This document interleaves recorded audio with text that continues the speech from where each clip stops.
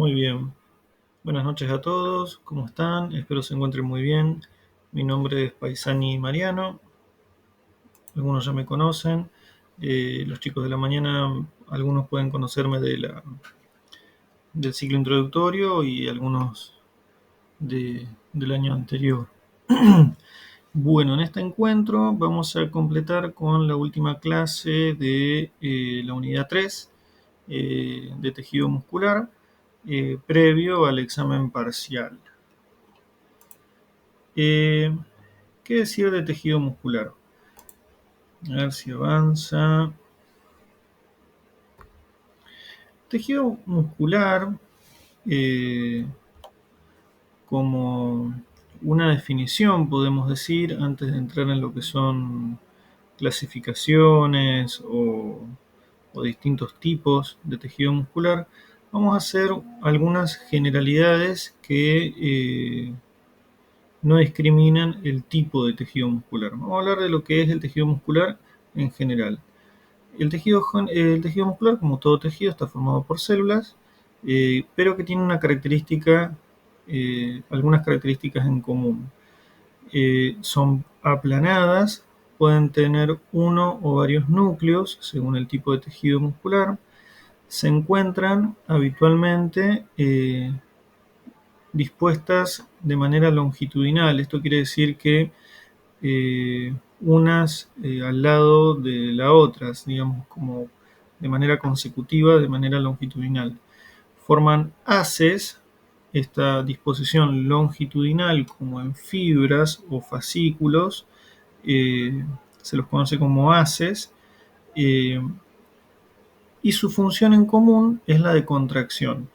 Por esto de que se ubican de manera longitudinal para producir el acortamiento del tejido o del segmento de tejido en el cual estén dispuestas. Si es un vaso, por ejemplo, donde se van a ubicar los fascículos en forma longitudinal, pero macroscópicamente de manera concéntrica en un vaso, van a tender a la vasoconstricción, ¿sí? Y su relajación va a tender a la vasodilatación.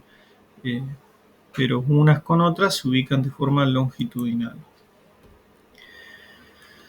Lo que tienen en común todos los tipos de tejido muscular son los miofilamentos, que es una estructura molecular compuesta por moléculas de actina y miosina. Los miofilamentos eh, son los encargados de realizar la contracción mediante el deslizamiento unos con otros. Lo que se deslizan son las moléculas de actina sobre las de miosina. Las de miosina generan como un brazo de contracción que arrastra las de actina y acorta la extensión de la fibra.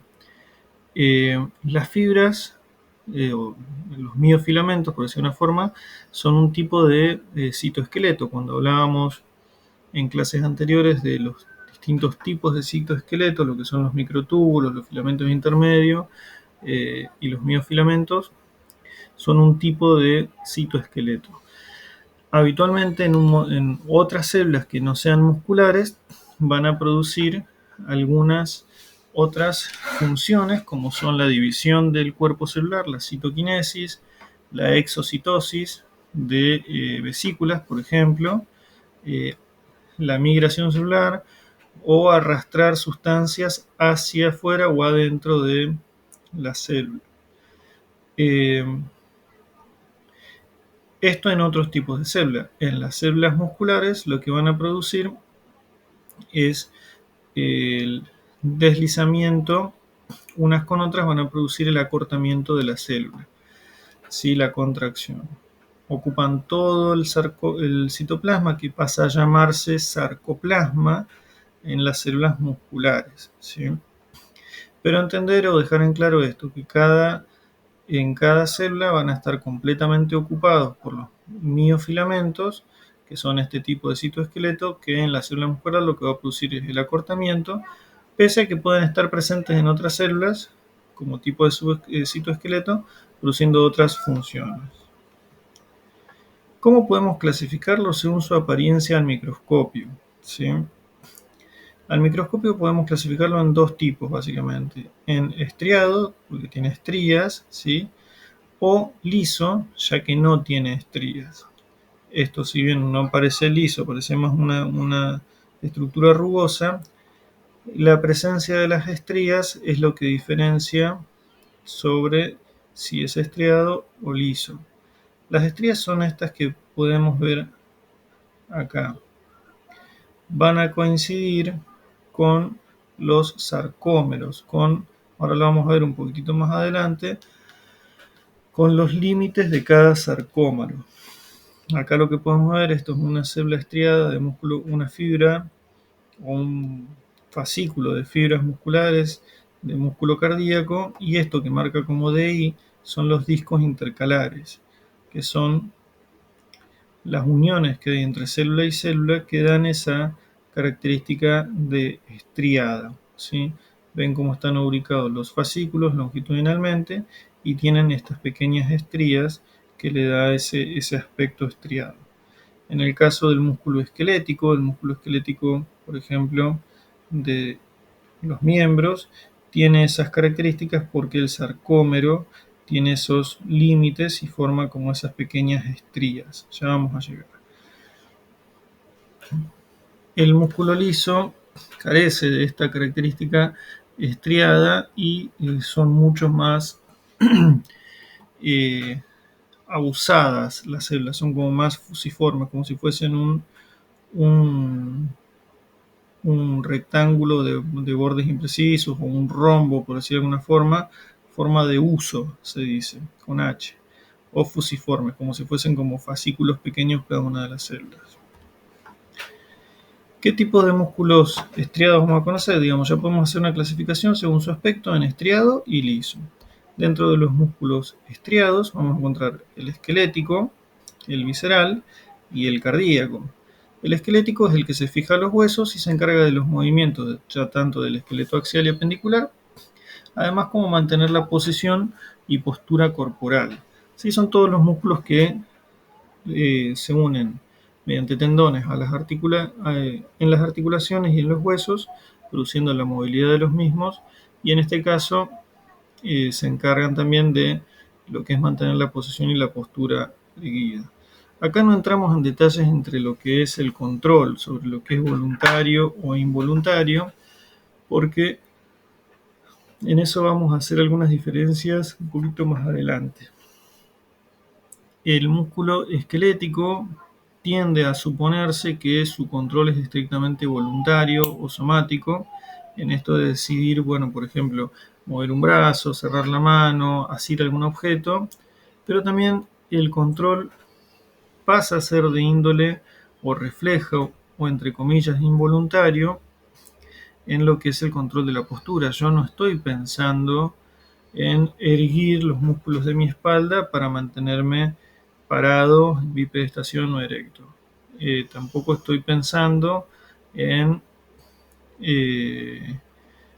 alternar los pasos cuando camino. Hay ciertos reflejos que se dan, ciertos movimientos musculares que uno no está pensando y tienen un carácter más involuntario. A su vez, el músculo estriado está en algunas componente visceral, en algunos tejidos blandos como es la lengua, la faringe, el esófago o el diafragma. Uno no está pensando todo el tiempo en respirar, salvo que desea hacer una inspiración o expiración forzada. Con lo cual el diafragma, que por ejemplo ahora yo cuando estoy hablando muevo la lengua y muevo el diafragma para hacer respiraciones, no estoy pensando en hacerlo, sale automáticamente. Entonces hay un control involuntario.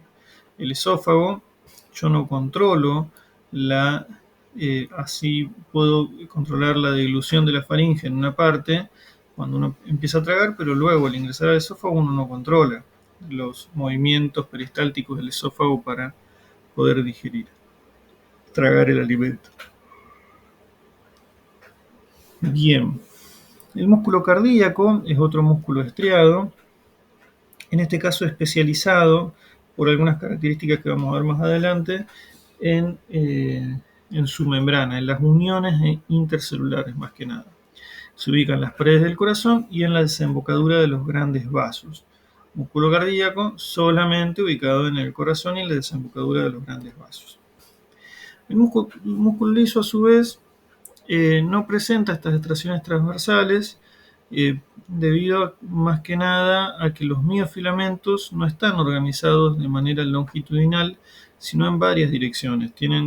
Eh, ya vamos a ver cuando entremos en detalle en el músculo liso, tienen muchas direcciones, con lo que hacen que toda esa membrana, ese sarcolema, esa célula en forma de huso, disminuya su tamaño de manera más eh, concéntrica y no longitudinal. No es un acortamiento, sino como una tracción en todos los lados, de todas las caras. Se ubican en las vísceras, ¿sí? Por ejemplo, en el intestino, para dar lugar a la propulsión de los alimentos. Eh, en el sistema vascular, como les decía antes, para dar lugar a la vasoconstricción o vasodilatación, ¿sí? Están en los músculos erectores del pelo, ¿sí? La piloerección cuando uno tiene frío, cuando eh, baja la temperatura o la sensación térmica, ese movimiento de los pelitos es debido a los músculos erectores del pelo. En los intrínsecos del ojo, que son los músculos que están en el cristalino, que van a interferir con lo que es la agudeza visual.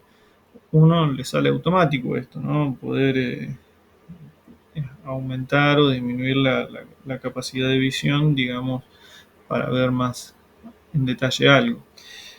Con lo cual el músculo liso, por estos ejemplos que vamos viendo, como son las vísceras, como es la vasoconstricción, la vasodilatación, la piloerección o el definir la agudeza visual, tienen un control involuntario. Hay distintos sistemas que intervienen en el control de estos músculos, pero uno no decide decir, bueno, voy a vasocontraer mis arteriolas periféricas para aumentar mi presión arterial. No, eso sucede automáticamente por un reflejo. Eh, con lo cual el control, esto tiene que quedar muy en claro, de todo lo que es el músculo liso en los distintos órganos en donde esté dispuesto, es de control involuntario. Bien, respecto al músculo esquelético, acá me quedó un poquito grande el título. Tiene esta forma que es sinceramente maravillosa, poder llegar a este tipo de imágenes que son representaciones de lo que se ven con el microscopio electrónico. Eh, Sinceramente es maravilloso poder entender las células de esta forma. Acá lo que vamos a ver es una imagen esquemática tridimensional de una célula o fibra de músculo esquelético. ¿Por qué digo fibra? Se la conoce como fibra a la célula porque en realidad cada célula está formada por varios núcleos y forman eh, como un gran todo de células. Sincitio, esto es un sincitio multinucleado, hace referencia la palabra sincitio cuando algo es como si fuesen varias células, pero en realidad es una sola. Tiene varios núcleos y es como que estuvieran fusionadas entre sí. Van a ver que el sarcolema, como se llama la membrana, la vamos a ver por fuera, y los núcleos bien pegaditos al sarcolema. Fíjense que todo el sarcoplasma, que es el citoplasma de la célula, de la fibra del músculo esquelético, está completamente ocupado por estos miofilamentos. ¿Sí? Acá podemos ver esas imágenes chiquititas como de sarcómero. Estos son miofilamentos de actina y de miosina, estos redonditos que vemos acá. ¿Sí? Vemos las mitocondrias internalizadas, muy pegaditas a cada uno de los miofilamentos para abastecer de energía en cada contracción y relajación. Entonces podemos ver que el citoplasma está ocupado por estas miofibrillas y se llama sarcoplasma. Y la membrana posee, además de tener los núcleos bien pegaditos, estas invaginaciones. Como ven, estos poritos, estos canales, son especializaciones de membrana que, fíjense, llegan bien hacia abajo, ¿sí? Y toman contacto con el retículo endoplasmático liso, ¿sí? De la célula. ¿Esto para qué sirve? Para brindarle al retículo endoplasmático liso un depósito de calcio. Estos sistemas se llaman sistemas de túbulos T o sistema de. Ven, fíjense, tenemos el túbulo T y las cisternas terminales del retículo sarcoplasmático. Pasa a llamarse el retículo sarcoplasmático por el sarcoplasma del músculo esquelético, de la fibra muscular, pero no es más que retículo endoplasmático liso y tiene una función específica de ser depósito de calcio. El calcio es el ion que se utiliza para el acortamiento de la fibra muscular, con lo cual tiene que estar bien pegadito. Fíjense cómo están internalizados todo el retículo endoplasmático junto con los túbulos T de la membrana. Entonces tenemos desde la periferia que ingresa hacia el interior, digamos, de la célula, pero sigue siendo externo esto, todas las variaciones del líquido extracelular. Por eso es importante que el calcio, como vimos cuando hablábamos de paratormona, vitamina D, el calcio tiene que estar estrictamente regulado porque los músculos, en el músculo cardíaco pasa exactamente lo mismo, están lo que es la concentración del líquido extracelular del calcio directamente repercute entre lo que es el depósito del retículo endoplasmático liso de las fibras musculares, con lo cual puede aumentar la concentración ante la apertura o pasaje, puede aumentar el gradiente de concentración ante la apertura de esos canales que son de sodio, de voltaje dependiente, los canales de calcio, cuando llega una descarga que produzca una contracción muscular, lo que hace es habilitar el paso, como vieron en el otro teórico que subí, el paso del calcio hacia la luz, ¿sí? Hacia afuera, hacia lo que es el sarcoplasma, sale del retículo endoplasmático. Y si hay mucho calcio, ¿sí? Mucho calcio en el líquido extracelular, es un claro exponente, digamos, de transmisión hacia el retículo endoplasmático liso. Es uniforme la transferencia. Entonces aumenta el gradiente y puede generar contracciones indeseadas o calambres. Si es un sistema muy especializado, lo van a ver mucho más en detalle en fisiología o lo podemos ver en la materia, pero entender lo maravilloso que es esta célula, que son todo su citoplasma ocupado por las miofibrillas y las cisternas de túbulos T unidos los túbulos T unidos a las cisternas terminales del retículo endoplasmático liso y las mitocondrias y los núcleos dándole este aspecto tan singular al músculo esquelético, a la fibra del músculo esquelético. Un poquitito lo que veíamos, estas miofibrillas son la unidad estructural. Estas miofibrillas, ¿sí? No confundir con fibra muscular. Fibra muscular es una célula, nada más que este sincitio, este común de varias células, puede tener una gran extensión, pero es una sola célula, ¿sí? Como fusionada entre sí, una fibra muscular que está lleno de estas miofibrillas que son la unidad estructural. Y en estas líneas, que son lo que le dan la característica estriada, vamos a ver lo que es el sarcómero, lo que son los filamentos de actina delgados y los filamentos gruesos de miosina, con este espesamiento de la actina en la línea Z, produciendo esta sensación visual de estrías. ¿Sí? Bien, esta constitución del sarcómero, el cual conforma los filamentos delgados de actina. Bien. Entonces acá podemos ver en esta linda imagen el músculo, ¿sí? El músculo esquelético, un fascículo de fibras, ya vamos a ver cómo se separan mediante el tejido conectivo. Una fibra, o sea, un fascículo son varias fibras juntas. Una fibra y las miofibrillas por dentro. ¿Sí? Es fantástica esta imagen. Acá lo que hablábamos recién, el tejido conectivo es lo que organiza el músculo esquelético. Básicamente el tejido circundante es imprescindible para la transmisión de las fuerzas porque se adhiere a las distintas fibras musculares y es donde lo que en definitiva termina formando los tendones. Este tejido conectivo termina formando los tendones y transmite la fuerza de contracción a los distintos huesos. ¿Cómo está dispuesto? Vamos a tener la miofibrilla, ¿sí? O el miofilamento, la fibra muscular, que no es más que una célula, que va a estar rodeada por endomisio, ¿sí? Cada una de estas fibritas tiene esta capita blanca que es el endomisio. El endomisio rodea ese tejido conectivo que rodea las fibras. Un espesamiento del endomisio es el perimicio, que lo que hace es rodear varias fibras y forma fascículos, ¿sí? Yo puedo separar estos fascículos.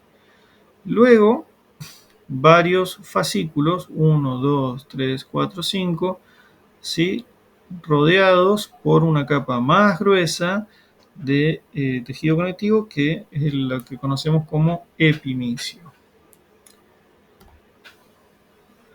Bien, el músculo cardíaco, fíjense en la imagen que es similar que es a la otra, a la de músculo esquelético, pero cambian algunas cositas. Los núcleos no se ubican en la periferia, no están pegados al sarcolema, que es la membrana plasmática del músculo cardíaco en este caso, y las mitocondrias son más periféricas, ¿sí? No están tan metidas entre las fibras. Otra cosa que cambian es que, o lo que las diferencia, es la presencia de lo que se conocen como discos intercalares, ¿sí? Los discos intercalares, en realidad las células no son un sinsitio muscular, o sea, no son un sinsitio de células, no son varias células fusionadas, sino que son células, las fibras, con un solo núcleo, ¿sí? Son uninucleares, pero se unen unas con otras a través de estos discos intercalares, que son uniones nexo, uniones especializadas entre una célula y otra. Tenemos lo mismo, la misma distribución de lo que es el túbulo T, la invaginación de la membrana del sarcolema y su contacto con el retículo endoplasmático liso, pero aparecen esta distribución, o sea, vamos a ver menos núcleos y lo que vamos a ver son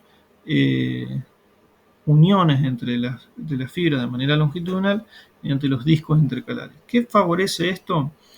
La transmisión de los impulsos. Por ejemplo, cuando se transmite el impulso eléctrico de la contracción, lo que va a favorecer el disco intercalar es que ese intercambio o ese intercambio de iones de una célula a otra vaya haciendo que avance el impulso eléctrico y se pueda contraer todo el corazón, ¿sí? Son uniones intercelulares especializadas, que bueno, lo que hacen es esto, favorecen la conducción de estímulos a través del paso de distintos iones, como el sodio, como el calcio, etc. Entonces, las fibras corresponden, una fibra muscular de músculo cardíaco, en realidad no es una sola célula, sino que corresponde a varias células uninucleadas que se unen entre sí por los discos. De manera similar a lo que hablábamos antes, al músculo esquelético, pasa lo mismo con el calcio desde el retículo endoplasmático liso y los túbulos T.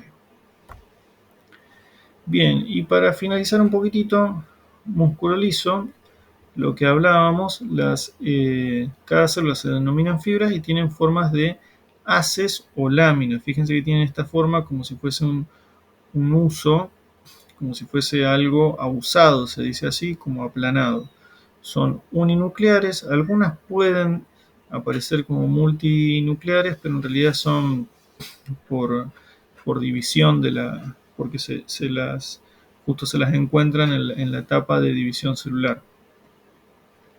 No tienen un patrón estriado, si bien lo que podemos ver son estas pequeñas como estriaciones, en realidad estos son todos miofilamentos, filamentos de actina y de miosina que están en distintas direcciones, que van a hacer que se traccione en todas las direcciones cuando se contraigan la célula. Con lo cual, depende de cómo yo lo ubico. Si yo lo ubico de manera circular, lo que va a hacer es que se achique completamente su diámetro, por ejemplo, en un vaso, ¿sí? Fíjense cómo está relajada y al estar contraído, como en todas direcciones, se van contrayendo.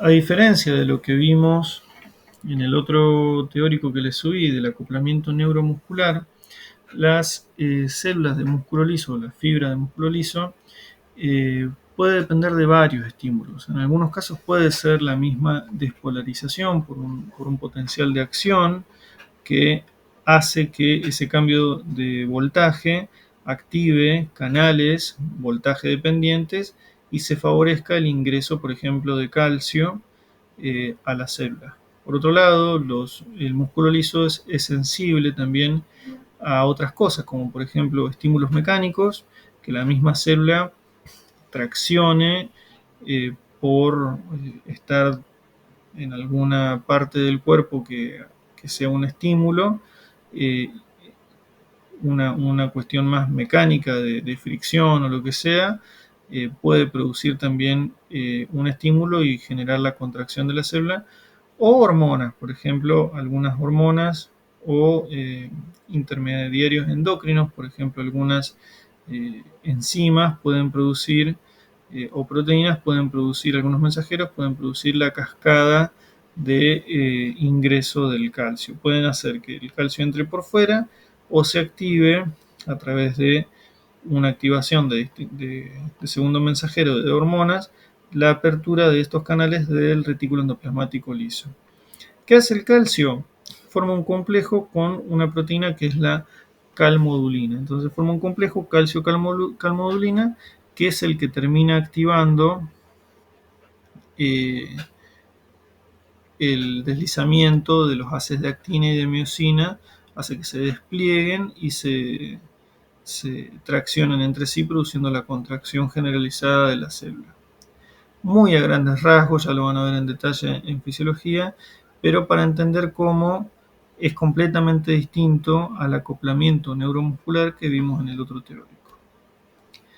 Para cerrar algunas diferencias entre los distintos tipos de músculo, podemos ver que las células, por ejemplo, el miocito, ¿sí? En el caso del músculo esquelético se lo conoce como fibra.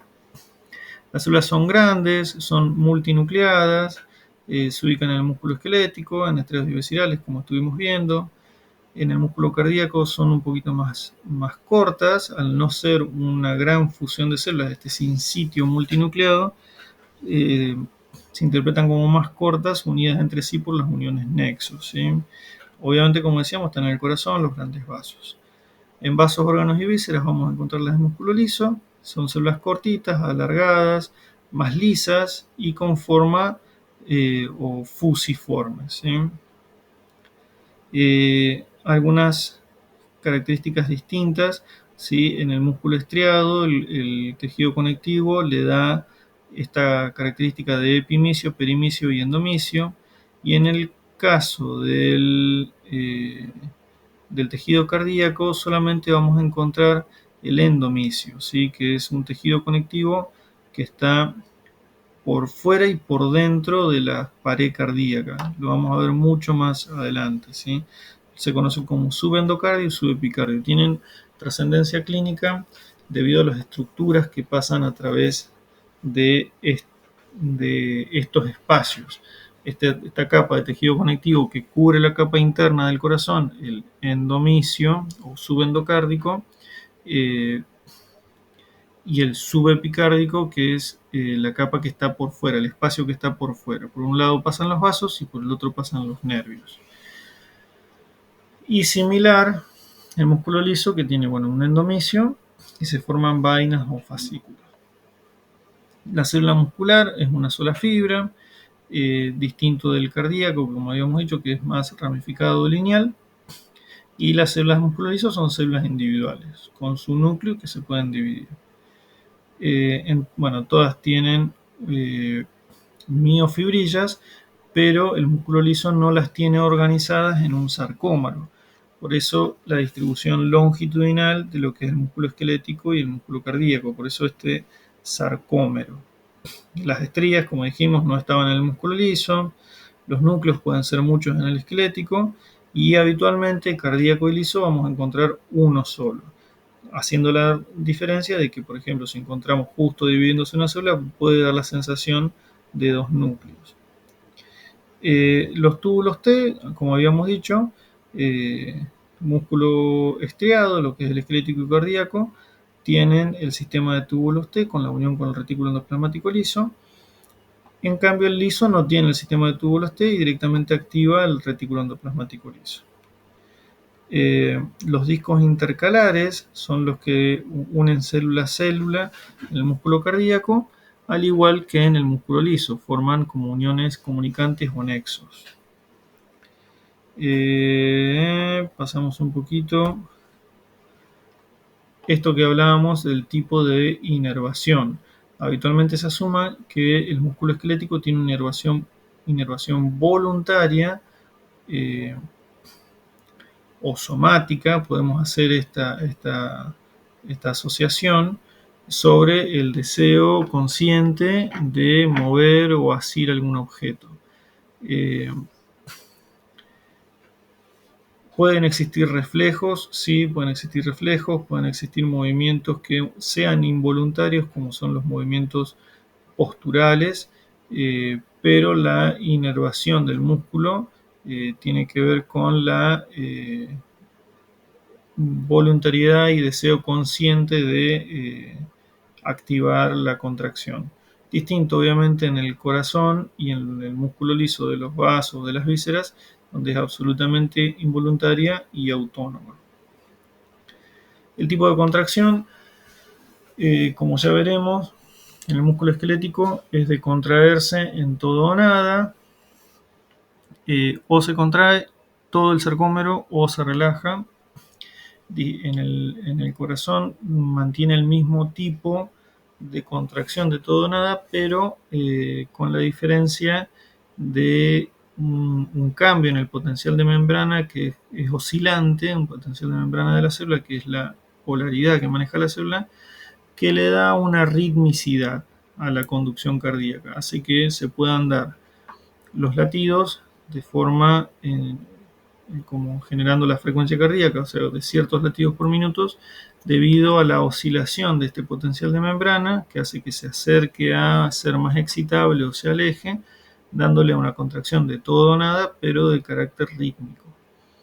Y en el caso del músculo liso, pueden ser rítmicas, espontáneas, pueden aumentar, como por ejemplo el marcapasos gástrico, o disminuir según la acción de distintas hormonas.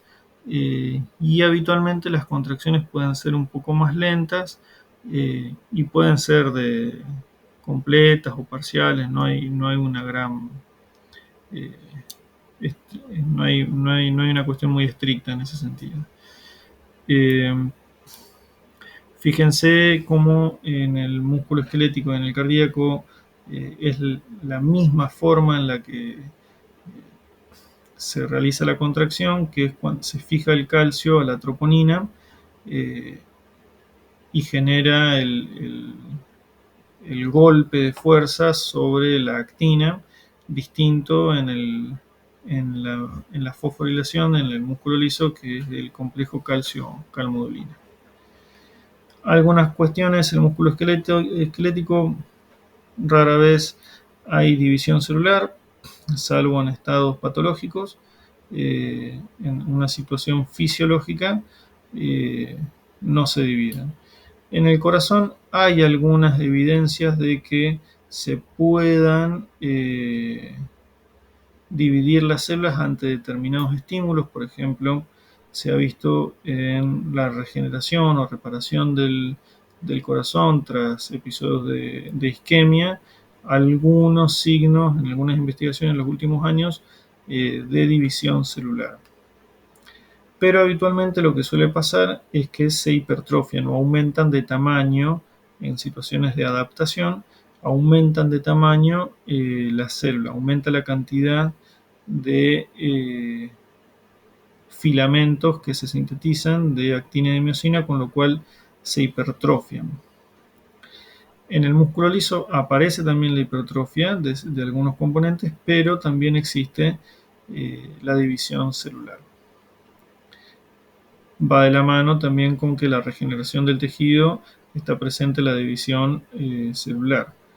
Y habitualmente, por ejemplo, ante lesiones en el músculo esquelético, se puede producir algún signo de miogénesis, pero habitualmente se generan bandas de cicatriz o de adherencias en el tejido.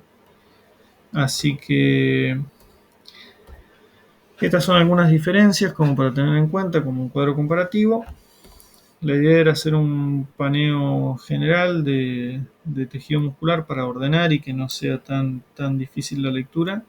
Y bueno, ya tienen el trabajo práctico subido a la plataforma. Lo ideal sería poder llevarlo adelantado para que sea más, llevar el material leído y llevar el trabajo adelantado para que sea más ágil la clase. Les deseo muchos éxitos y a su disposición para lo que necesiten.